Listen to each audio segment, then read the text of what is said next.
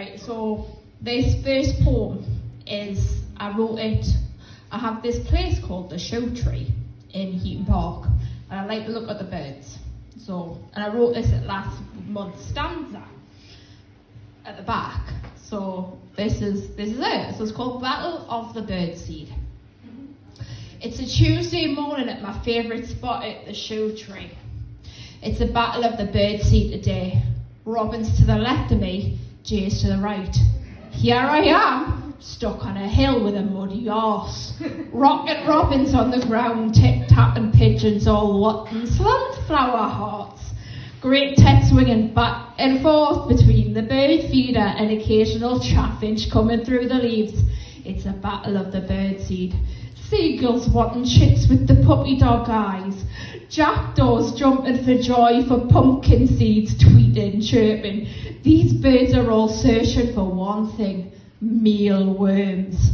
Oh shit, the parakeets are coming. Duck! There's a fucking mallard over there. The parakeet swoops down, bye-bye finches, bye-bye tits, bye-bye birds, because the parakeets are clumsily holding the seeds, swinging on the bird feeder. Whee! Whee! I wonder if they all like the sensation of the swinging bird feeder.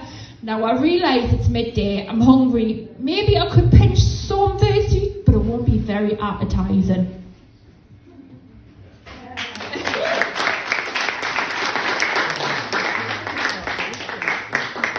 So this next one is called What the Fuck Does That Mean? Because I bought a poetry. I bought like you know one of those calendars you can get from Waterstones. That you learn a new word every day for a year. Well, I bought one of those and I decided to be a rebel and started now. And it's called What the Fuck. And I've been trying to write poems with it, but like one night during the night, I wanted to write, and then this was it. And it's called What the Fuck Does That Mean? So it's called I'm trying to learn a new word a day.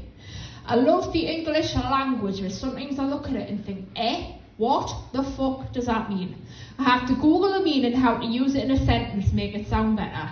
I want the words in date order. I want to do it to challenge myself.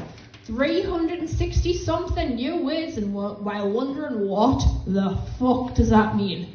English was my highest GCSE, but I never had to use words like olfactory, relating to the sense of smell and how it's received. Fascinating, yes, but I'm never going to use it in everyday situations, albeit in poetry like this. That's abject failure to its original meaning. Oh, get me. Maybe I could write a novel about the moral and psychological growth of the main character and be a Bildungsroman. Have I even pronounced it correctly? No, definitely not. What the fuck does it mean? But when there's colours, that's when it gets interesting. Cerulean, blue sky, oh shit, that's beautiful. Refluent ripples, relaxing waves, continual a cappella noises, whisperings of whys and their wherefores, shit that got fucking deep. Contemplating life, reaching satiety after eating fish and chips by the sea, looking at the land that's super adjacent to the land of sand and says, what the fuck does that mean? I feel highfalutin and pompous because I'm using these words in a poem, not knowing what they mean at all. New words to orientate into sentences, accumulating into whatever this is, being frugal with my words. Okay, I now have to incorporate snaffle into this poem to obtain it, especially devious or irregular means. Okay, so this poem is a snaffle thing. It makes my vibrator stand on end. That's mammal's hairs, by the way. Torturous and tricky, oh for fuck's sake. How am I actually meant to rectify this poem? I'll just hunker down for the winter in a cave in a high, you know what, I'm writing, right, hypernaculum and finish it here. I didn't even pronounce that, the last one correctly. There you go.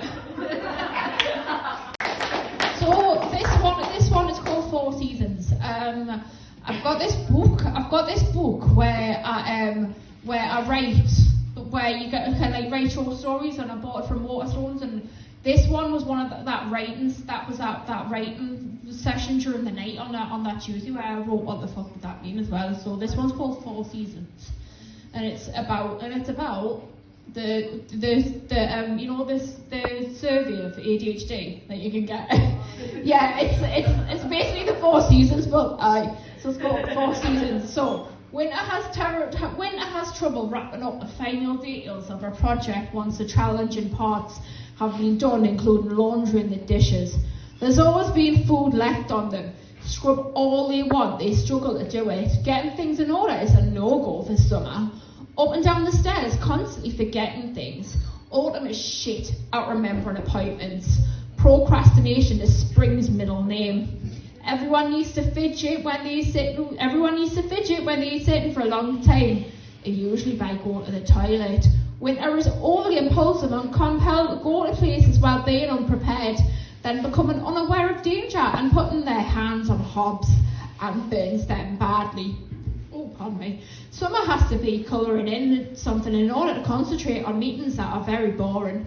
Spring always makes careless mistakes like leaving things in pockets and breaking washing machines. Autumn is always misplacing their keys. The amount they've lost in the 5 years is ridiculous. Winter is forever distracted and can't concentrate on what people are saying. If there's too much noise and someone is speaking directly at them. Summer can only hear the dripping noise coming from the tap. Yeah, it's still ongoing.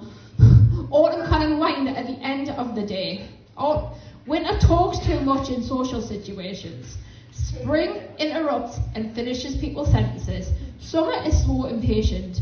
Autumn is tired. Shit, they have ADHD, don't they?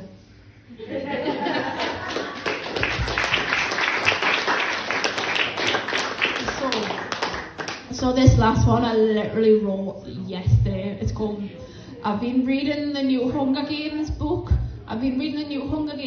Because I saw the trailer last Wednesday and I thought to myself, I need to read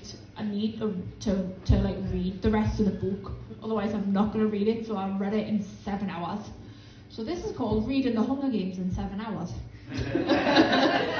Ambition will fuel him. Competition will drive him, but power has its price, is what it says on the back of the book.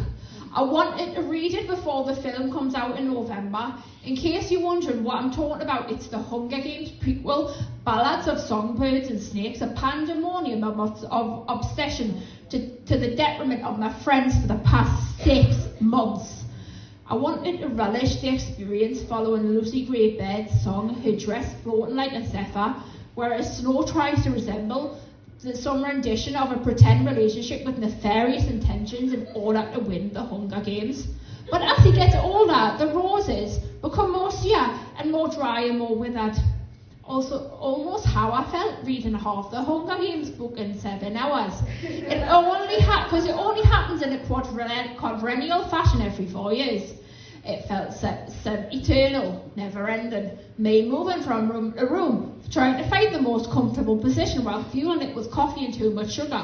Read and take a break. Read and take a break. Read and take a break. Trying to read through the laborious Hunger Games regimen like I'm participating in the Hunger Games myself. Read and take a break. For fuck's sake. I have another 100 pages to go. Up and down, round and round, waiting for one of them to die. And, oh, come on, man, we need to wait for one of them to die to disappear or at least fucking kiss. I'm sat in the most comfortable, well-lit place, the toilet, trying to ride through the pages faster and faster as the cold basin oscillates my bum, because I'm lacking a toilet seat. Oh, finally, it's finished, like a Garrison finish. I dropped the book, flushed the toilet, gave myself a round of applause, and knocked myself back at the remote. I'm not doing that again for a while.